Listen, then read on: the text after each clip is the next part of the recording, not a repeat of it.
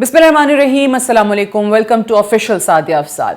आज इस वीडियो में बहुत ही इंटरेस्टिंग, बहुत ही दिलचस्प फैक्ट्स आपके लिए लेकर आए हैं। मोदी के हवाले से, भारत के हवाले से हम अक्सर वीडियोस में बात करते हैं क्योंकि डेवलपमेंट्स ही इतनी ज़्यादा हो रही हैं, ख़ास तौर से पाकिस्तान और भारत की जंग के बाद। वो मोदी जो ये ठान बैठा था कि अब खित्ते की अगली रियासत, अहम रियासत या इस खित्ते का बेताज बादशाह वही होगा, उसका ख्वाब कैसे चकनाचूर हो रहा है। इस खित्ते की पावर, एक बड़ी पावर बनने का ख्वाब कैसे टूट रहा है। आज इस वीडियो को पूरा देखिएगा क्योंकि इसमें हम आपको बताएंगे कि कैसे भारत की 7 रियासतें लम्हों में मोदी के हाथ से निकल सकती हैं।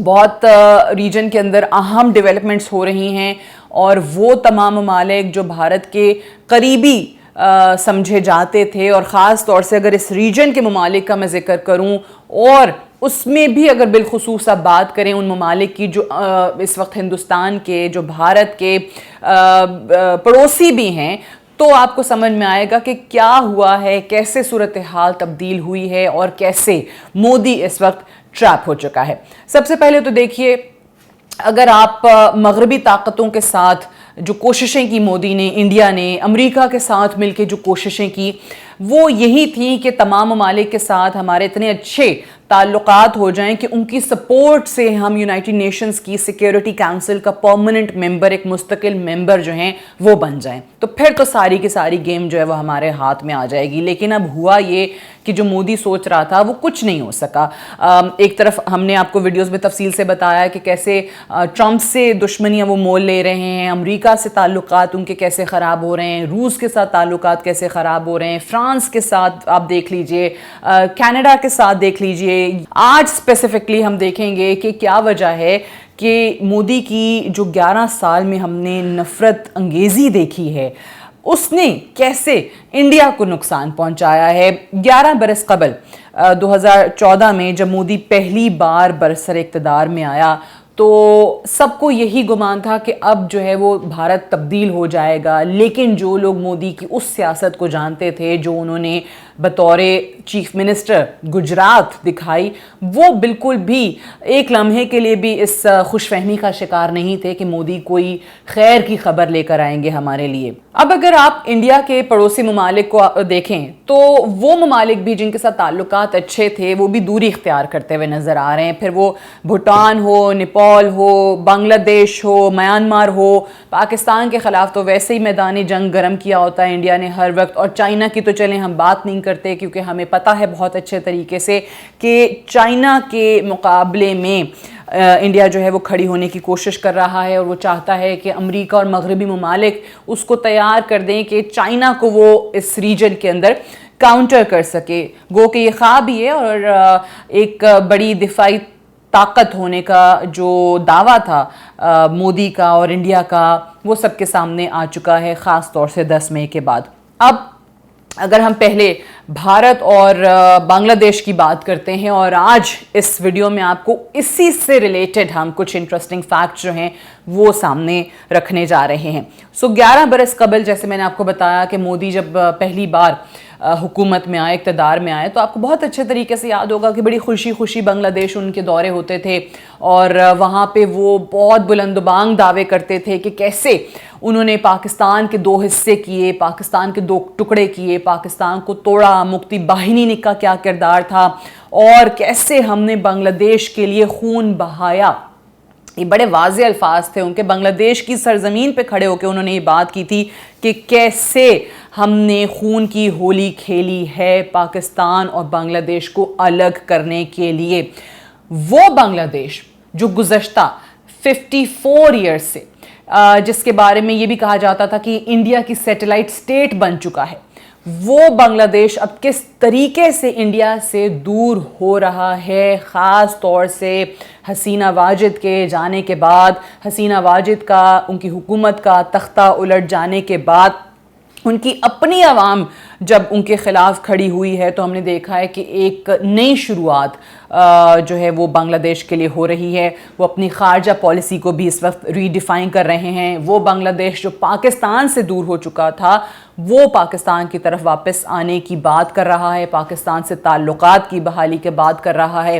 खारजा पॉलिसी का वो अंसर जो चाइना से माइनस हो चुका था या चाइना से दूर हो चुका था, उसको वापस शामिल करने की कोशिश कर रहा है। और बांग्लादेश इस वक्त अपनी रीजनल और स्ट्रेटेजिक इंपॉर्टेंस की वजह से चाइना से कुर्बत इख्तियार कर रहा है। अगर आप पाकिस्तान के अलावा हिंदुस्तान के अखबारात भी देखते हैं तो उसमें भी इस वक्त भारतीय पॉलिसी मेकर्स जो बात कर रहे हैं, जो उनके बयानात आ रहे हैं, जो उनके अखबारात लिख रहे हैं, जिसमें एनालिसिस दे रहे हैं, तो वो भी पाकिस्तान बांग्लादेश की कुर्बत की बात करते हैं, बांग्लादेश की चाइना के साथ कुर्बत की बात करते हैं और इंडिया से दूरी की बात करते हैं। और आज आप जानेंगे इस वीडियो में कि कैसे बांग्लादेश अब भारत के लिए, इंडिया के लिए एक स्ट्रेटेजिक चैलेंज बनता चला जा रहा है। हसीना वाजिद के जाने के बाद जो बांग्लादेश की अब नई अबूरी हुकूमत है, जो बांग्लादेश के इस वक्त चीफ एडवाइजर हैं डॉक्टर मोहम्मद यूनुस।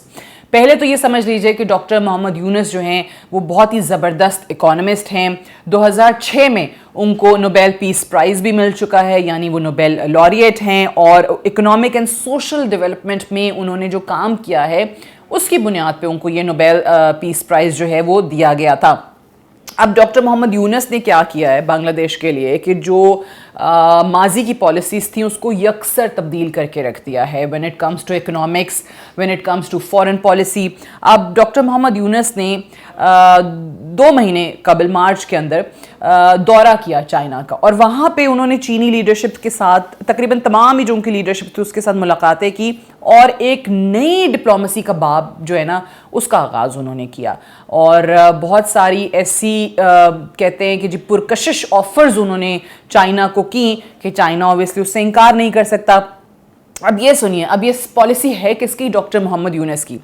डॉक्टर मोहम्मद यूनुस ने कहा कि जी भारत की चीन और बांग्लादेश के साथ 7 रियासतें जो हैं वो मुंसलिक हैं, जिसको 7 सिस्टर्स भी कहा जाता है। और ये 7 जो रियासतें हैं ना ये लैंड लॉक्ड है, यानी इनके चारों तरफ ज़मीन है और कनेक्टिविटी का और जो रास्ता जो है ना वो है नहीं, और समंदर से उनका जो कनेक्टिविटी का रास्ता है वो बांग्लादेश की मदद से हो सकता है, जो करीबी राब्ता है। अब चीन को ऑब्वियसली भूटान, नेपाल और बांग्लादेश के साथ भारत की जो 7 रियासतें जो 7 सिस्टर्स हैं उनको चीनी मईशत के एक्सटेंशन के तौर पे भी जाना जाता है। अब आपकी सहूलत के लिए मैं दिखाना चाहती हूँ आपको कि ताकि ये मैप देख के आपको समझ आ जाएगा कि ये हो क्या रहा है। अब ये इंडिया है और ये इंडिया की ये 7 स्टेट्स हैं जो 7 सिस्टर्स जिनको कहा जाता है। अब अगर इन 7 सिस्टर्स में आप नाम देखें तो मेघालय है, मणिपुर है, त्रिपुरा है, मिजोरम है, असम है, अरुणाचल प्रदेश है और नागालैंड है। ये वो 7 रियासतें हैं। अब इन 7 रियासतों की ये जो नॉर्थ ईस्ट ऑफ इंडिया बनता है, इनकी इंडिया से, बाकी इंडिया से जो कनेक्टिविटी है वो सिर्फ इस जगह के थ्रू है, जिसको सिलीगुड़ी कॉरिडोर या फिर इसको चिकन्स नेक भी कहते हैं। चिकन्स नेक मतलब कि इतना वो नैरो इसकी ये एरिया है कि इसको मुर्गी की गर्दन भी कहा जाता है, सिलीगुड़ी कॉरिडोर को। अब हो क्या रहा है जो डॉक्टर मोहम्मद यूनुस ने पेशकश की है और जिस पे ऑब्वियसली चाइना ने काम शुरू कर दिया है। सिलीगुड़ी कॉरिडोर जो रास्ता है नॉर्थ ईस्ट ऑफ इंडिया को कनेक्ट करने का with the rest of India, उसके करीब बांग्लादेश के अंदर, बांग्लादेश के बॉर्डर के अंदर, लेकिन उस कॉरिडोर के बिल्कुल करीब, वहाँ से 20 से 22 किलोमीटर करीब उन्होंने ऑफर की है कि यहाँ पर चीनी एयरबेस तामीर कर दी जाए। अब ये जो एयरबेस है इसकी कहानी बड़ी इंटरेस्टिंग है। इसका नाम है लालमोनिरहाट और ये जो एयरबेस है ये आप को सुन के हैरत होगी कि ये पहले भी वर्ल्ड वॉर 2 के अंदर काम करती रही है एज फॉरवर्ड बेस, और 1931 में इसको बरतानिया ने यहाँ पे बनाया था और बाद में बेस बंद हो गई और उस तरीके से इस पे कोई ख़ास एक्टिविटी नहीं थी। अब ये जो लालमोनिरहाट की इस एयरबेस की बहाली की पेशकश है ये भारत को परेशान कर रही है। क्यों?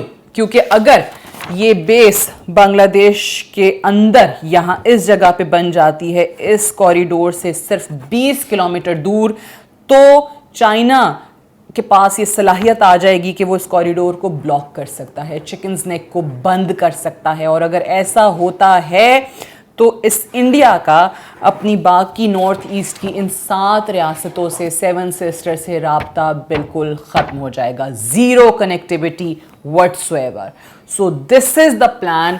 और इस पे जो चीनी ओहदेदार हैं वो दौरे भी कर रहे हैं लाल मोहर हाट बेस के ऑलरेडी, कि कैसे हमने इस चीज़ को लेकर चलना है। बहुत ज़्यादा शदीद परेशानी इस वक्त जो है वो आपको भारत के अंदर नज़र आती है, और वो इसको किस तरीके से काउंटर कर सकते हैं उस पे भी काम हो रहा है।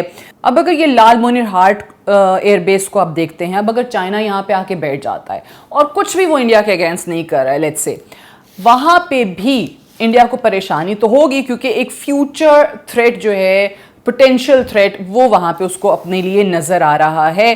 स्ट्रेटेजिक पॉइंट ऑफ व्यू से ये चिकन्स नेक, ये कॉरिडोर बहुत ज़्यादा अहमियत का हामिल है। और यही मैंने आपको कहा था आगाज़ में कि ये सबसे बड़ी परेशानी है कि 1 सेकंड के अंदर भारत के हाथ से ये 7 रियासतें निकल सकती हैं अगर चाइना ने वहाँ पे रोकने के लिए भारत को कुछ किया तो। अब ये जो डॉक्टर यूनुस ने चाइना को ऑफ़र कर दी है, पेशकश कर दी है, एक उनकी तवज्जो जो है नई इमर्जिंग मार्केट की तरफ दिला के, क्योंकि वो मैंने कहा ना कि वो एक बहुत ही ज़बरदस्त इकोनॉमिस्ट हैं और वो बांग्लादेश की इकोनॉमी को अब रिवाइव करना चाहते हैं और नई नई पॉलिसीज़ जो हैं वो इस ज़मन में बना रहे हैं। उसके साथ जो अपने सिक्योरिटी इंटरेस्ट के तहफ़्फ़ुज़ के लिए भी उन्होंने ये काम किया है ना, ये बड़ा ही ज़बरदस्त प्लान है। चाइना इसमें खुश हो गया है, चाइना इस चीज़ के लिए तैयार हो गया है, लेकिन भारत में परेशानी है और तमाम उनके पॉलिसी मेकर्स जो हैं वो सोच रहे हैं कि अब हमने नेक्स्ट क्या करना है। और उसके लिए एक जो पॉलिसी शुरू की जा रही है, ज़रा उसका भी आपको बताते हैं कि वो प्लान क्या कर रहे हैं। अब ये एक इलाका है भारत के इसी 7 स्टेट्स की एक रियासत है त्रिपुरा, जिसका मैंने आपको अभी जिक्र भी किया था। त्रिपुरा में एक इलाका है कैलाश शहर। अब कैलाश शहर एयरपोर्ट यहाँ पे, जो कि एक सिविलियन एयरपोर्ट है, 1971 में पाकिस्तान के ख़िलाफ़ भी इसको इस्तेमाल किया गया था। अब इसको इंडिया एज एयर बेस तैयार करना चाहता है या बहाल करना चाहता है कि ये सिविलियन एयरपोर्ट भी रहे, लेकिन अगर ज़रूरत पड़ी तो हमारे जो हैं वो राफेल शाफेल और हम इन जहाज़ों को भी यहाँ से उड़ा देंगे। अब भारतीय एयरफोर्स की टीम्स जो हैं वो त्रिपुरा के इलाके का दौरा कर रही हैं, कैलाश शहर का दौरा कर रही हैं और देख रही हैं कि हम यहाँ पे एयरबेस को कैसे रिवाइव कर सकते हैं, ताकि अगर वहाँ पे लाल मोहर हाट इंडिया के ख़िलाफ़ इस्तेमाल होता है तो हम कैलाश शहर को जो है वो चाइना के ख़िलाफ़ इस्तेमाल कर सकते हैं।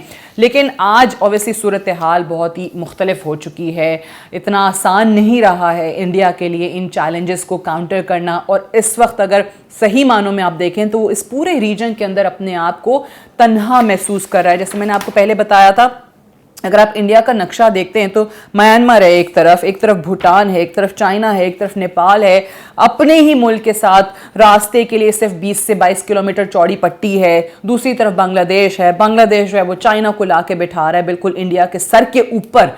तो आप ये सोचें कि इंडिया में परेशानी तो होगी, ये तो पॉसिबल ही नहीं है कि कैसे इस बारे पे सोच विचार ना हो। लेकिन वो अब 1971 वाले हालात नहीं हैं कि मोदी जो है वो ये क्रेडिट ले कि हमने खून की नदियां बहाई, हमने बांग्लादेश के लिए खून की होली खेली, हमने किरदार अदा किया बांग्लादेश को बनाने का, हमने जो है पाकिस्तान के 2 टुकड़े किए।